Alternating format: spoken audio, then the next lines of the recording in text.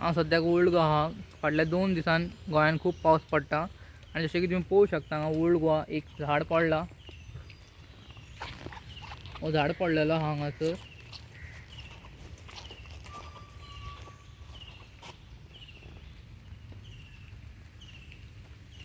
आनी हांव हांगांतल्यान pass out जातालो सो हांवें पळयलां हें. सो ह्या दिसांनी जेन्ना तुमी भोंवतले सुशेगाद भोंवचें. झाडां पडटा.